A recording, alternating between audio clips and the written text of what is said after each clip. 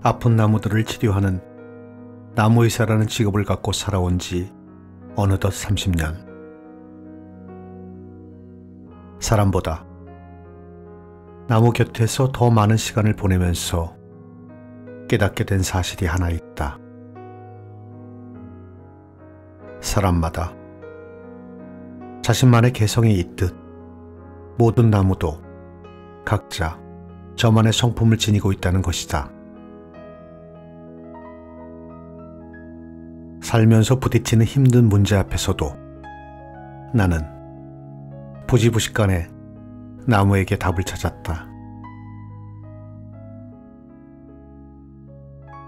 척박한 산꼭대기 바위 틈에서 자라면서도 매해 꽃을 피우고 열매를 맺는 나무의 한결같음에서 감히 힘들다는 투정을 부릴 수가 없었다. 평생 한자리에서 살아야 하는 기막힌 숙명을 의연하게 받아들이는 나무를 보면서는 포기하지 않는 힘을 얻었다. 살다 보면 때로 어떻게든 버티는 것만이 정답인 순간이 온다는 것도 나무가 아니었으면 몰랐을 것이다. 인생의 후반기에 접어든 지금은 노목에게서 나이듦의 자세를 새삼 깨우치고 있다. 나이를 먹을수록 제 속을 비우고 작은 생명들을 품는 나무를 보며 가진 것을 스스럼없이 나누는 삶, 비움으로써 채우는 생의 묘미를 깨닫곤 한다. 평생을 나무를 위해 살겠다고 마음먹고 병든 나무를 고쳐왔지만 실은 나무에게서 매 순간 위로를 받고 살아갈 힘을 얻은 것이다.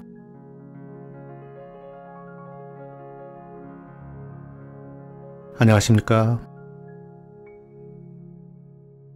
오늘도 여러분 곁으로 찾아온 책엔 감씨입니다.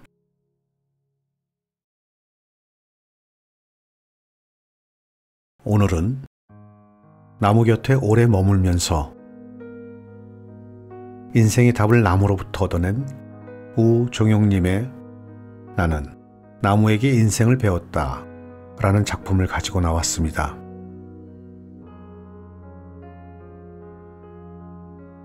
매이분에서 출간한 이 책을 읽어 내려가면서 저는 흥미로운 사실 하나를 알아냈습니다. 그것은 나무마다 각자의 타고난 기질이 있다는 것입니다. 예를 들면 소나무는 햇볕을 충분히 받아야 하는 기질로 그늘진 벽이나 높은 건물 곁에서는 자랄 수 없고, 단풍나무는 적은 빛으로도 충분히 먹고 살 수 있기에 아침부터 저녁까지 해가 내리쬐는 마당 한가운데 심는다면 갈증이 허덕여 말라가는 모습이 될 거라고 합니다. 이렇듯 나무들의 각각의 기질과 성품들을 하나하나 정성을 들여 설명해주면서 더불어 인생의 어려운 질문들을 나무에서 해답을 찾아주셨습니다.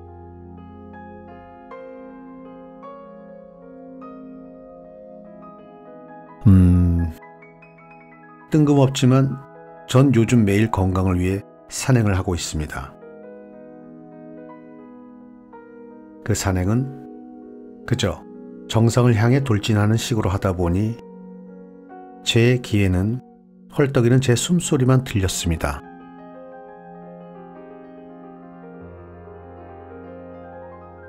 그러나 이 책을 접한 후에는 매일 가던 길에서 이제 잠시 숨을 고르고 나무를 바라봅니다.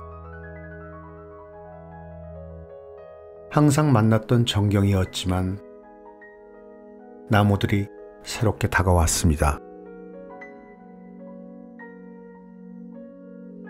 그때부터 더욱 천천히 주변을 둘러보면서 관심을 갖게 되었습니다. 지금은 돌진이 아니라 멈춤으로써 산행을 합니다. 오늘도 돌아오는 길에 보지 못했던 것들이 보였고 듣지 못했던 것들이 들렸습니다. 자, 그럼 지금부터 여러분들도 천천히 산행하는 기분으로 오늘 저와 함께 하시겠습니다.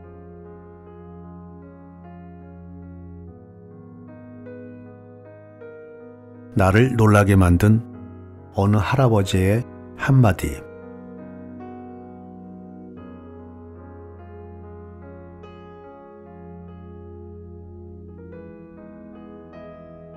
어느 날엔가 한 할아버지로부터 전화를 받았다.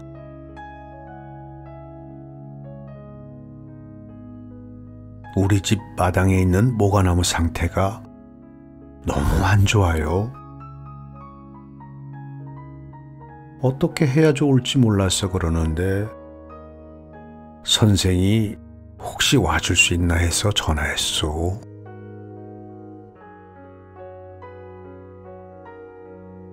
목소리가 다급해서 금방 가봐야지 했지만 일정이 맞지 않아 할아버지를 뵙게 된 것은 며칠이 지나서였다.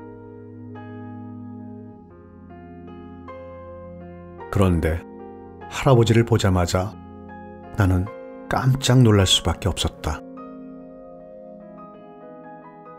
분명 나무 상태에 대해 아주 구체적으로 설명하셨는데 내 눈앞에 서 있는 할아버지는 앞을 못 보는 시각장애인이셨다. 할아버지는 나무 상태가 안 좋다는 사실을 어떻게 하셨을까? 내 머릿속은 놀라움과 혼돈 그 자체였다. 하지만 불쑥 그 질문을 드리면 혹시나 실례가 될 것 같아 우선 모과나무 상태를 보러 갔다. 상태는 할아버지가 말씀하신 그대로였다. 그동안 무슨 일이 있었던 건지 모과나무 밑둥엔 대못이 박혀있던 자국이 흉하게 남아있고 그 위로는 사람의 이름도 새겨져 있었다. 누군지 몰라도 이름을 새기면서 얼마나 나무를 괴롭혔던지 그 주위가 시커멓게 썩어가고 있었다.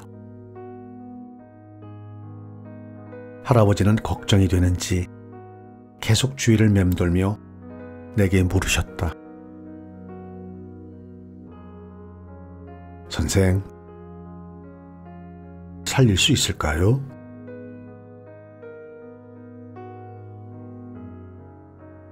시간은 걸리겠지만 아주 늦은 상태는 아니었다.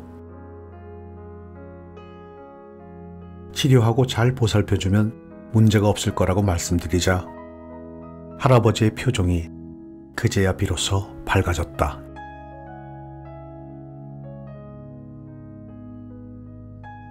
응급치료를 마치고는 할아버지께 모과나무를 보살필 때 유의할 점들을 알려드렸다.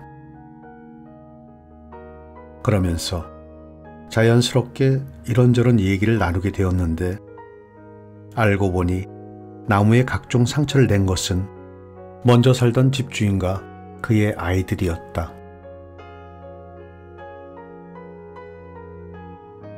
모과나무가 그들에게는 정원을 구성하는 하나의 장식품이자 놀잇감에 불과했던 것이다. 그렇지 않고서야 왜 멀쩡한 나무에 대못을 박고 이름을 새기겠는가? 할아버지는 손으로 나무를 만져보다 대못을 발견하고는 얼른 못을 뺐지만 여기 저기 상처가 많은 것 같아 걱정이 되었다고 하셨다. 나는 더 이상 참지 못하고 여쭤보았다. 죄송한 말씀입니다만 어르신은 어떻게 나무 상태를 그렇게 잘 알고 계세요? 혹시 누가 옆에서 가르쳐 준 건가요?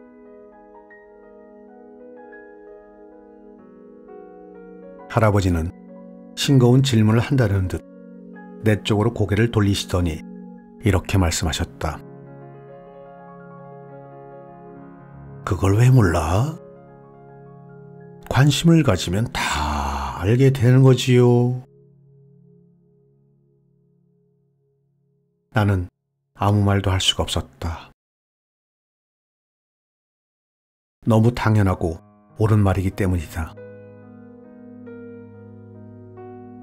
나무의 상태를 볼 수 있는 눈이 있어도 관심이 없으면 나무가 다 죽어가도 모른다. 심지어 나무가 거기에 있었는지도 몰랐다는 무심한 사람들을 너무 많이 봐왔다. 할아버지만 봐도 알 수 있지 않는가? 안 보인다고 보지 못하는 게 아니다. 또 본다고 다 볼 수 있는 것도 아니다. 진정으로 보는 것은 마음의 문제이고 관심의 문제이기 때문이다. 관심이 없으면 나무가 바로 옆에 있어도 있는 줄 모른다. 어떤 존재에 대해 관심이 없다는 것은 그것이 나에게 중요하지 않다는 말과 같다. 나에게 중요하지 않으니까 보고 있어도 보이지 않는 것이다. 나무에 장난을 치는 사람들, 나무가 썩어 들어가도 그냥 방치하는 사람들을 보면 화가 나다가도 할아버지의 말씀을 되새기며 다시금 생각해보게 된다. 나 또한 살기 바쁘다는 이유로 관심을 기울이지 않고 있는 소중한 존재는 없는지 돌아보게 되는 것이다.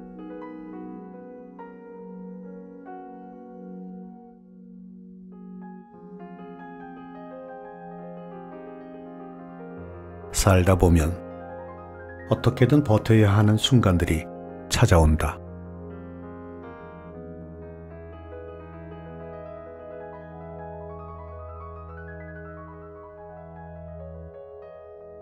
몇 해 전 환경운동을 한 젊은이가 나무 공부를 하고 싶다며 나를 찾아왔다.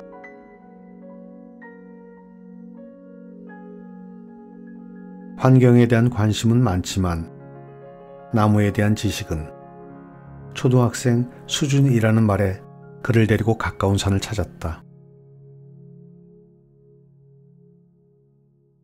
누군가를 처음 사귈 때 이름부터 익히듯 나무들의 이름을 하나씩 가르쳐주며 산을 오르고 있는데 갑자기 등 뒤에서 그가 나를 불러 세웠다. 선생님, 이 나무는 처음 보는데 이름이 뭐죠? 어떤 나무인가 했더니 그가 가리킨 나무는 불과 몇십 분 전에 충분히 설명을 해준 터였다.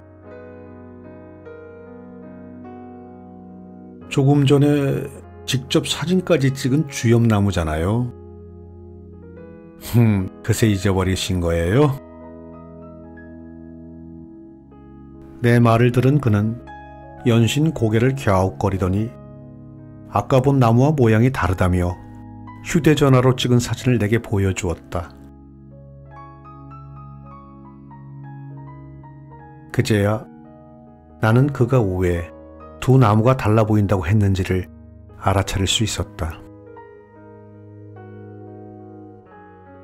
휴대전화 속 주엽나무의 줄기에는 가시가 없었는데 지금 보고 있는 주엽나무는 온몸을 가시로 휘감고 있었다. 둘 다 주엽나무 맞아요.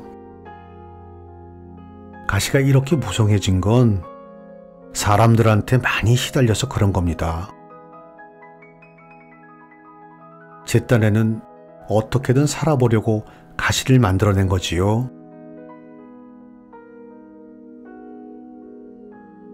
나무를 좀 안다는 사람들은 쥐염나무 하면 줄기 전체를 덮고 있는 가시부터 떠올린다.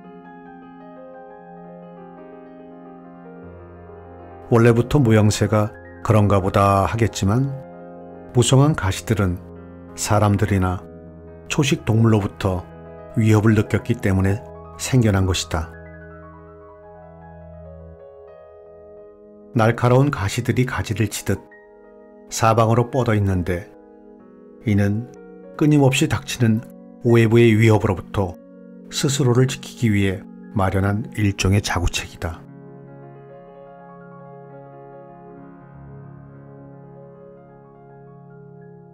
인적이 드문 곳에서 크게 자란 쥐염나무는 가시가 거의 없다. 외부로부터의 위협이 거의 없다 보니 가시를 키울 이유가 없는 것이다. 하지만 근처에 오가는 사람이 많아지면 한두 해 사이 몰라볼 만큼 굵고 날카로운 가시들이 돋아난다.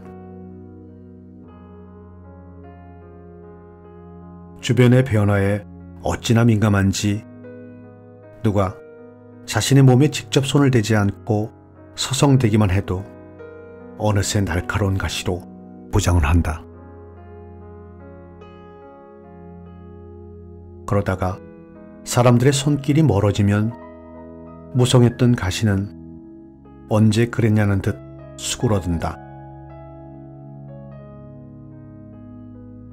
내 설명을 들은 그는 무척이나 신기해하며 연방 사진을 찍어댔지만 온몸을 날카로운 가시들로 뒤덮고 있는 쥐염나무를 마주한 나는 왠지 숙연한 마음이 들었다.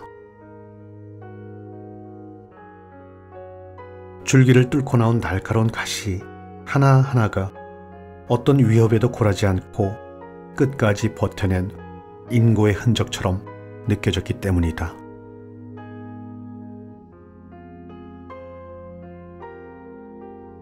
이런 나무가 어디 쥐염나무뿐일까?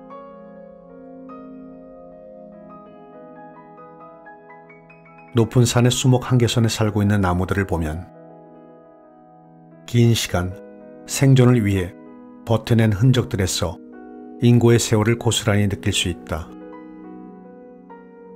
그들은 매서운 바람과 눈 때문에 곱게 자라지 못하고 마치 곱사등처럼 굽은 자세로 하루하루를 참아낸다. 이렇듯 생존을 위한 버팀은 한번 싹을 틔운 곳에서 평생을 살아야 하는 나무들의 공통된 숙명이다. 비바람이 몰아쳐도 피할 길이 없고 사람을 비롯한 다른 생명체의 위협도 고스란히 감내해야 한다.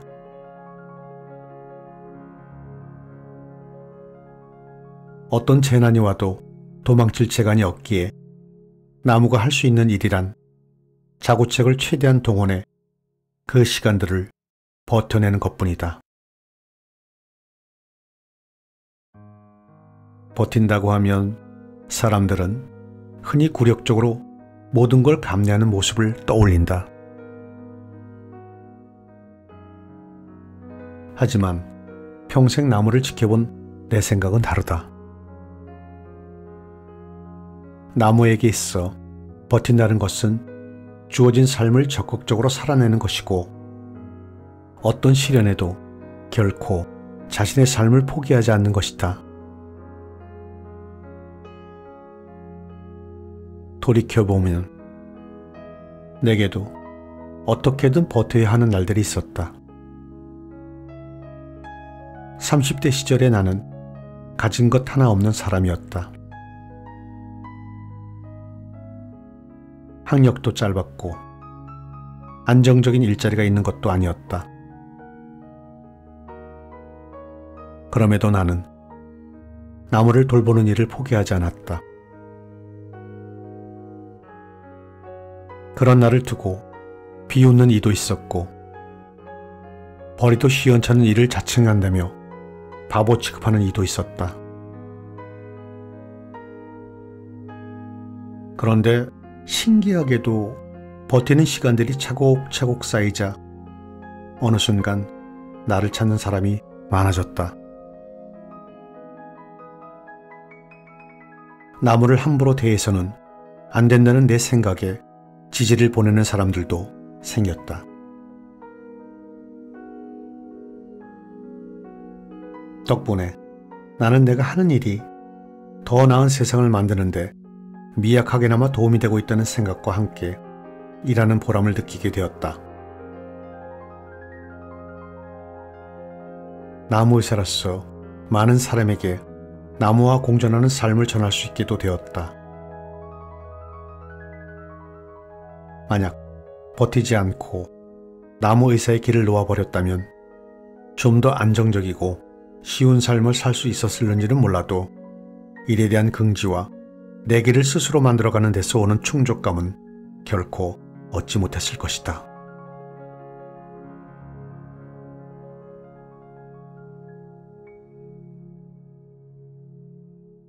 오늘 낭독은 여기까지 하겠습니다.